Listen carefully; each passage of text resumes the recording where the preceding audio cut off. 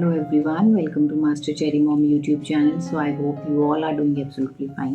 And आज हम बात करने वाले हैं कि प्रेगनेंसी का 8th मंथ में हेयर फॉल हमें होता है एंड हमारी स्किन जो है वो ड्राई हो जाती है, तो वो किस कारण से होती है और उसकी क्या संकेत देता है। तो आज हम इस बारे में बात करेंगे, लेकिन वीडियो को स्टार्ट करने से पहले चैनल को सब्सक्राइब कीजिए, वीडियोस को लाइक करिए एंड शेयर करिए। कोई भी आपका डाउट है तो आप मुझे कमेंट सेक्शन में पूछ सकते हैं। तो चलिए स्टार्ट करते हैं आज की वीडियो की। प्रेगनेंसी के 8वें महीने में हमारे बालों का झड़ना और हमारी स्किन का ड्राई होना, रूखा होना किस बात का संकेत होता है। तो देखिए, जब हमारी प्रेगनेंसी स्टार्ट होती है तो हमें बहुत एक्साइटमेंट होती है, लेकिन जैसे जैसे 9 मंथ्स 8 मंथ 3rd ट्राइमेस्टर में हम एंटर करते हैं तो हमारी बॉडी में बहुत सारे चेंजेस आने शुरू हो जाते हैं। जैसे स्ट्रेच मार्क्स पड़ने शुरू हो जाते हैं, इचिंग खारिश होनी बहुत शुरू हो जाती है, फिर साइड बाय साइड हमारे हेयर फॉल होना बहुत शुरू हो जाता है। कईयों को पहले बाल झड़ते हैं, कईयों को डिलीवरी के बाद में बहुत बाल झड़ते हैं। इवन कुछ केसेस में तो ऐसा होता है कि वो हेयर फॉल उनको होता नहीं है, बल्कि वो और ज़्यादा ग्लो करते हैं। तो हर किसी की जो बॉडी होती है वो डिफरेंट होती है, हर किसी के सिम्टम्स प्रेगनेंसी में डिफरेंट होते हैं, सबके सेम नहीं होते। लेकिन हाँ, ये होता है कि किसी को कुछ प्रॉब्लम हो रही है, किसी को कुछ प्रॉब्लम हो रही है। तो आज हम बात करने वाले हैं कि जैसे हमें हेयर फॉल हो रहा है तो वो किस वजह से हो रहा होता है, वो क्या बता रहा होता है। और जब 8th मंथ में बॉडी में चेंजेस आते हैं, जैसे वेट बहुत ज़्यादा पुट ऑन होता है, बच्चे का वेट एकदम से पुट ऑन होगा, एक मदर का वेट पुट ऑन होता है, फिर उसके बाद उसकी ग्रोथ अच्छे से हो रही होती है बच्चे का, वो मैक्सिमम अपना वेट गेन कर जाता है।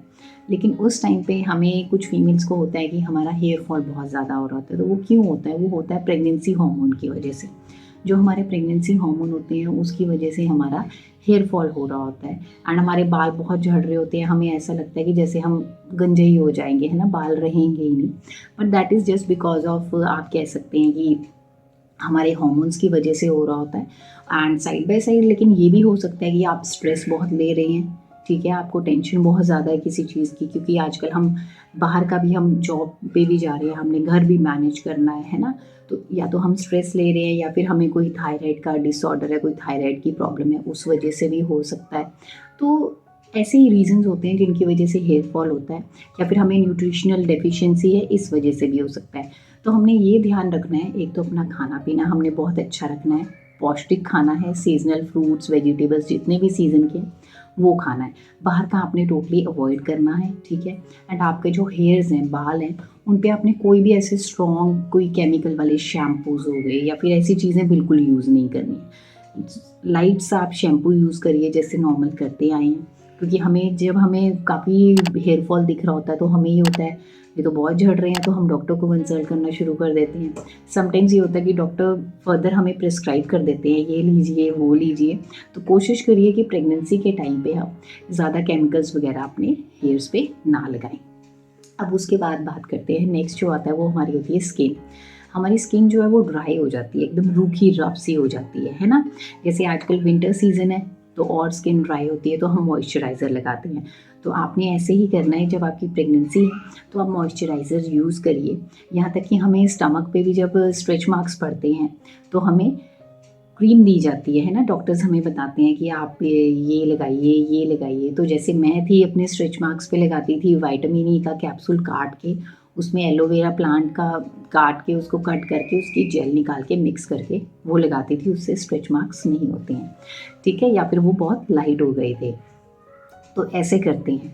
तो आपने क्या करना है, आपकी स्किन ड्राई ना रहे, वो इस वजह से होती है या तो पानी का इंटेक बहुत कम है, डिहाइड्रेशन हो चुकी है, इस वजह से होगी, या फिर हमारा सीज़न या फिर हमारे हार्मोन्स की वजह से।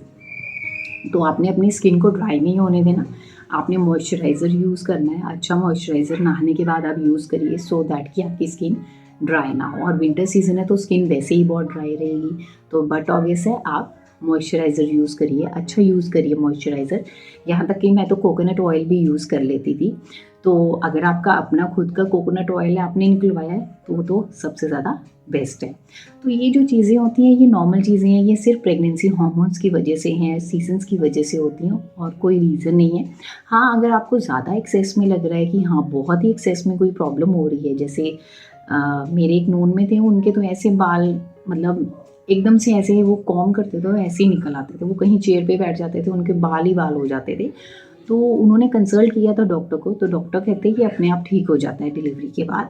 तो डिलीवरी के बाद और वो ठीक हो भी गया, वो धीरे-धीरे अपने आप कम होता गया, बाल झड़ना, हेयर फॉल होना कम होता गया। तो आपने टेंशन नहीं लेनी है, आपने डॉक्टर को ज़रूर कंसल्ट करना है, डॉक्टर को अवॉइड नहीं करना। आपकी कोई प्रॉब्लम है तो ज़रूर बताइए, सो दैट कि डॉक्टर आपको अच्छे से बता सकें कि आपको क्या करना चाहिए और क्या नहीं करना चाहिए। तो आपने किसी भी चीज़ को इग्नोर नहीं करना, आपने डॉक्टर को ज़रूर कंसल्ट करना है। आपको कोई भी इश्यू हो रहा है, कोई प्रॉब्लम फेस हो रही है तो ज़रूर बताइए। उसकी नेक्स्ट जो चीज़ आती है वो एक ये होती है डिस्चार्ज की। हमारी जब प्रेगनेंसी स्टार्ट होती है तो उस टाइम पे हमारा जो वाटर डिस्चार्ज होता है वो थोड़ा वाटरी सा होता है ना, क्रीमिश सा कलर का होता है, वाइटिश भी होता है। लेकिन जैसे-जैसे ही हमारा लास्ट ट्राइमेस्टर आता है, 8th और 9th मंथ हमारा स्टार्ट हो जाता है, तो हमारा जो डिस्चार्ज होता है वो व्हाइट एग लाइक हो जाता है, एकदम गाढ़ा-गाढ़ा सा हो जाता है ना। उसमें कोई स्मेल वगैरह नहीं होती, लेकिन अगर उसमें कोई स्मेल प्रेज़ेंट है, कोई आपको बहुत गंदी स्मेल आ रही है, तो उसका मतलब ये होता है कि उसमें इन्फेक्शन हो चुका है हमारी वेजाइनल एरिया में। तो इट्स बेटर कि हम डॉक्टर को दिखाएँ ताकि हमारे बच्चे को कोई भी खतरा ना हो पाए।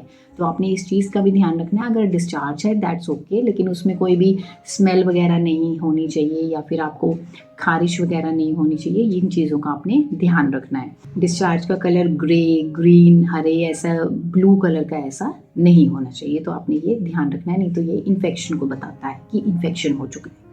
उसके बाद जो नेक्स्ट एक चेंज आता है हमारी बॉडी में वो होता है चक्कर आना या फिर हमें हल्का-हल्कापन सा लगता है। 8th और 9th मंथ में ना क्या होता है कि हमें ऐसा फ़ील होना शुरू होता है कि हमें चक्कर आ रहा है। तो वो इसलिए भी हो जाता है कि समटाइम्स हम खाना-पीना हमारा प्रॉपर नहीं होता, हम पौष्टिक डाइट नहीं ले रहे होते, न्यूट्रिशियस डाइट नहीं ले रहे होते। तो आपने अपनी डाइट का ख़ास ध्यान रखना है। आपने सैलेड हो गया या फिर फल हो गए, सब्जियाँ हो गई, ज़रूर खाने हैं और सीज़न के ही खाने हैं और थोड़ा-थोड़ा करके खाने हैं और थोड़े-थोड़े टाइम के बाद खाने हैं। तो आपने इन चीज़ों का ध्यान रखना है और ये जितने भी बदलाव आते हैं ये नॉर्मल चीज़ें होती हैं और आपको कोई ज़्यादा प्रॉब्लम हो रही है तो प्लीज़ आप अपने डॉक्टर को ज़रूर कंसल्ट करिए ताकि हमारे बच्चे को कोई भी प्रॉब्लम ना हो। तो आई होप इस वीडियो से आपको हेल्प मिली होगी। जाने से पहले चैनल को सब्सक्राइब कीजिए, वीडियोज़ को लाइक करिए एंड शेयर करिए। कोई भी आपका डाउट है तो आप मुझे कमेंट सेक्शन में पूछ सकते हैं। मिलते हैं नेक्स्ट वीडियो में। Till then take care, thank you and bye bye.